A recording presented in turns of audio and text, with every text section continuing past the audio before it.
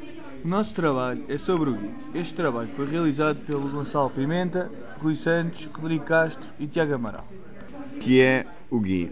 Informática Graphical User Interface é um tipo de interface do utilizador que permite a interação com dispositivos digitais através de elementos gráficos como ícones e outros indicadores visuais. Foi criada pela Xerox, mas somente se tornou um produto da Apple.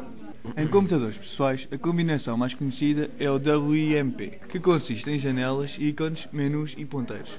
A interação é feita geralmente através de um rato ou um teclado, com os quais o usuário é capaz de selecionar símbolos e manipulá-los de forma a obter algum resultado prático. Esses símbolos são designados de widgets e são agrupados em kits. Para que serve esta ferramenta?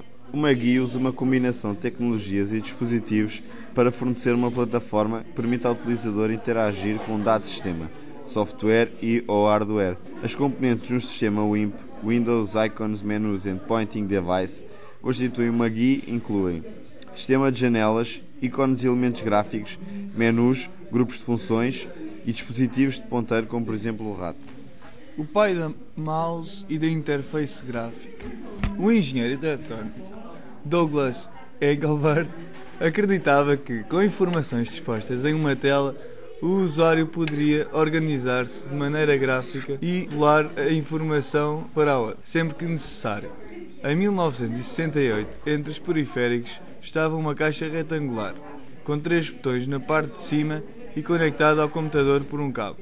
Era um dos primeiros modelos do mouse da história. Foi uma das muitas inovações demonstradas naquele dia que incluíam o hipertexto, comunicação por rede e uma tela compartilhada por 2 pessoas que estavam em locais diferentes, mas que podiam trabalhar em conjunto.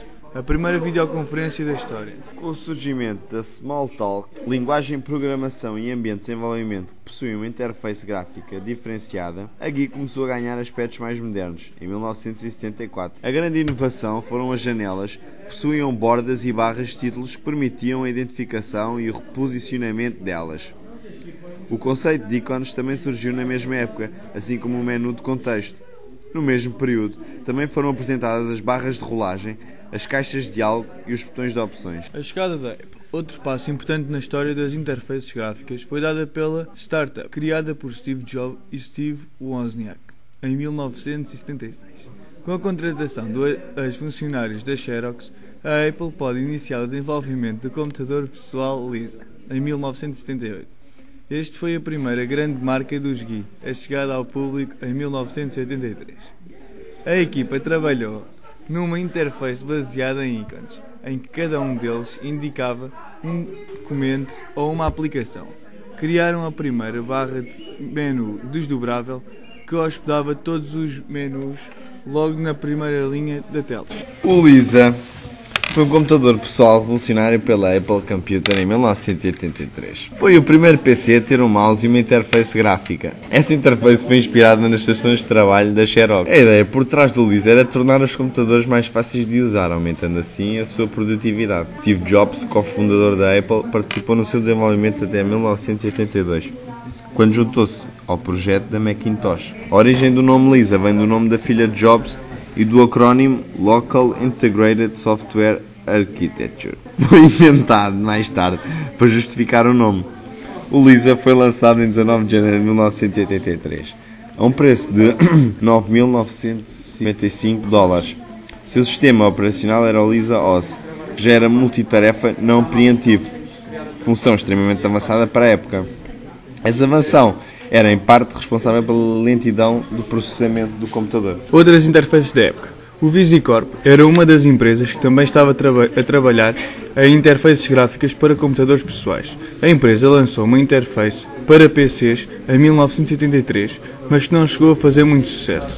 Além do preço alto e de exigir muito recurso de hardware, a Vision, como era chamada, também teve alguns retrocessos, como deixar de usar ícones e eliminar o cursor do mouse. Outra interface que surgiu na década de 80 foi a Tandy Deskmate, da Tandy Computers, e a Jam, que fornecia uma interface gráfica para o DOS e era tão parecida com a interface do computador Lisa que a Apple chegou a processar os fabricantes. Em 1986, a Berkeley Softworks lançou a GEOS, interface para computadores Commodore 64 e Apple, que tinha uma aparência parecida com a da Gem. Mais tarde, essa GUI foi portada para PCs e com isso acabou por se tornar uma concorrente para a Microsoft, que havia a anunciar a primeira versão no Windows em 1983. Já a Nextstep, em 1978, foi a interface que introduziu uma aparência 3D aos seus componentes, além de ter sido a primeira a usar o botão em forma de X para fechar janelas. Na mesma época também surgiu a primeira versão gráfica da OS 2, projeto colaborativo entre Microsoft e IBM, para desenvolver um sistema que pudesse substituir o MS-DOS. A interface da versão 1.1 era muito similar à do Windows 2.0. As interfaces mais recentes. Durante os anos 90, apenas duas empresas resistiram à peneira do mercado, a Microsoft e a Apple. As demais entraram em falência ou foram adquiridas por outras companhias. O Windows ganhou muita popularidade com as versões 3.0 em 1990 e 3.1 em 1992, apesar de ainda não ter alguns recursos simples que já estavam implementados na Macintosh. Foram vendidas milhões de cópias dessas versões do sistema da Microsoft. Mais tarde, com a chegada do Windows 95, a empresa de Bill Gates consolidou-se como a líder dos mercados, detentora de um dos softwares mais famosos até hoje. Quando o cenário já parecia ter-se estabilizado, eis que surge uma novidade, o BIOS, Sistema Operacional da B Incorporated, com uma interface em que a barra de título lembrava do Smalltalk, ocupando apenas parte de toda a extensão das janelas.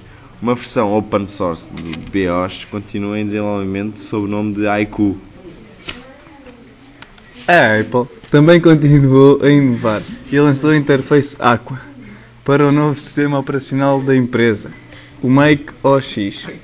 Além da aparência, podia ser redesenhadas rapidamente de maneira imperceptível aos olhos quando movidas ou redimensionadas. A Microsoft também continuou a inovar. Com o lançamento do Windows Vista, podemos ver a estreia do Aero, responsável pelos efeitos visuais de sombra e transparência da área de trabalho. Com o Windows 7, a interface foi aprimorada, ganhando suporte a telas, touchscreen e multitouch, além de apresentar uma barra de ferramentas totalmente reformulada, e o Aero Shake permite interação com as janelas ao sacudi-las. O Windows 7 também ganhou efeitos 3D semelhantes aos proporcionados pelo Compiz no Linux. O próprio Compiz acabou por se inspirar no Exposé da Apple para fornecer um efeito semelhante sobre o X Windows System. Ora bem, temos aqui umas curiosidades. Os primeiros programas batch sem interface, passado são interfaces do tipo textual.